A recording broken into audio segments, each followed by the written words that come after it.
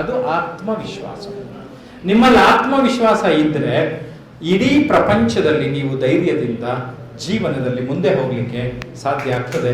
Inferiority to confidence.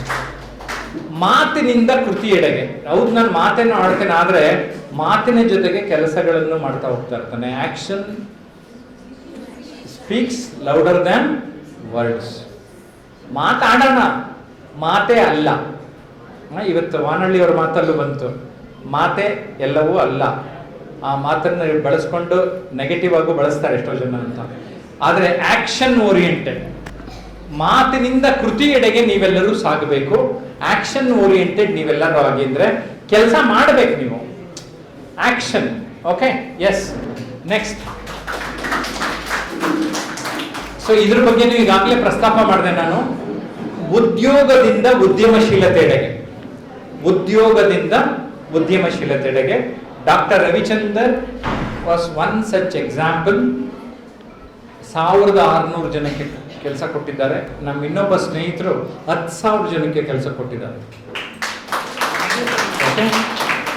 So ನೀವು, ನನ್ನ ಆಸೆ ಏನು ಅಂದರೆ, ನೀವು ಬರೀ ಕೆಲಸ ಮಾಡೋದಷ್ಟೇ ಅಲ್ಲ, ಮುಂದೊಂದು ದಿನ ನಾನು 100 ಜನರಿಗೆ ಕೆಲಸ ಕೊಡ್ತೇನೆ ಅನ್ನುವ ರೀತಿಯಲ್ಲಿ ಬೆಳೆಯಬೇಕು ಎನ್ನುವುದು ನಮ್ಮ ಆಸೆ. ಎಂಪ್ಲಾಯ್ಮೆಂಟ್ ಟು ಎಂಟರ್ಪ್ರಿನರ್ ಇದು ತುಂಬಾ ಅಗತ್ಯ ಇರೋದು.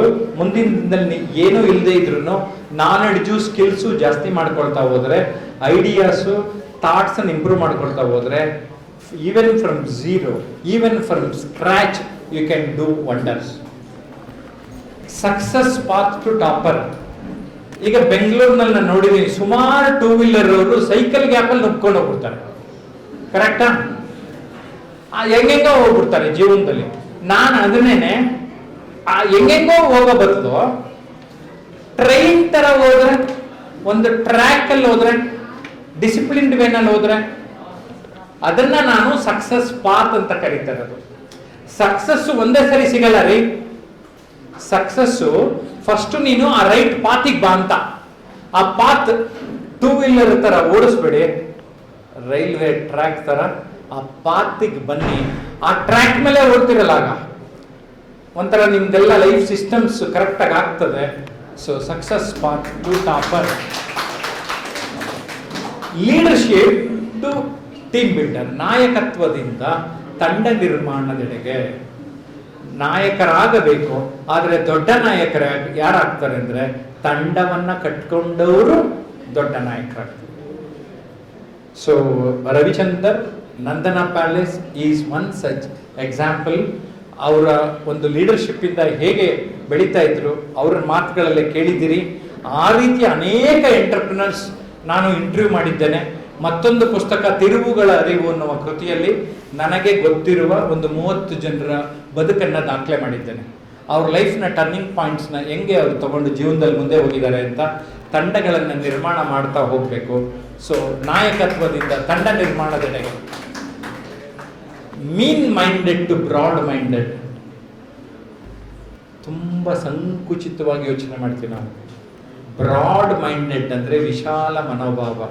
ನಮ್ಮ ಕುವೆಂಪು ಅವರು ಹೇಳಿದಾಗ, ವಿಶ್ವ ಮಾನವರ ಥರ ಎಲ್ಲರನ್ನ ನೋಡೋದನ್ನ ಆರಂಭ ಮಾಡಿದಾಗ, ನಾವು ನೋಡುವ ದೃಷ್ಟಿಕೋನವನ್ನು, ಮನೋಭಾವವನ್ನು ಬ್ರಾಡ್ ಮೈಂಡೆಡ್, ವಿಶಾಲ ಮನೋಭಾವವನ್ನಾಗಿ ಮಾಡಿಕೊಂಡ್ರೆ ನಮ್ಮ ಬದುಕಿನಲ್ಲಿ ನಾವು ಬೆಳೀಲಿಕ್ಕೆ ಸಾಧ್ಯ ಆಗ್ತದೆ.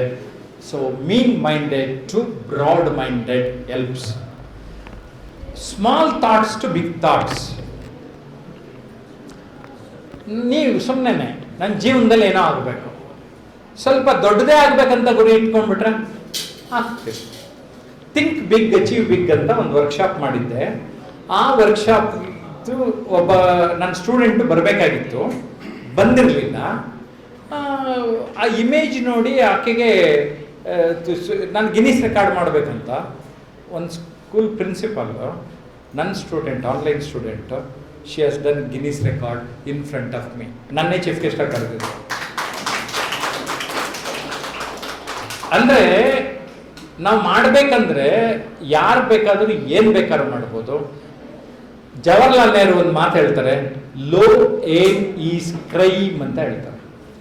ಲೋ ಏಮ್ ಈಸ್ ಕ್ರೈಮ್ ಅಂದರೆ ನೀವು ಪುಟ್ಟ ಗುರಿಗಳನ್ನು ಇಟ್ಕೊಂಡ್ರೆ ಅದು ಅಪರಾಧ ಅಂತ ಹೇಳ್ತಾರೆ.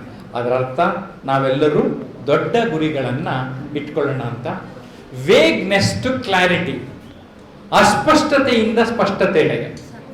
ಈಗದು ಇರಲಿ ಬಿಡಿ, ಹೋಗಿ ಗಂಟೆ ನೀರು ಕುಡಿಯೋ ಬದಲು ಕುಡಿಯೋದು ನೋ ಪ್ರಾಬ್ಲಮ್. ಸ್ವಲ್ಪ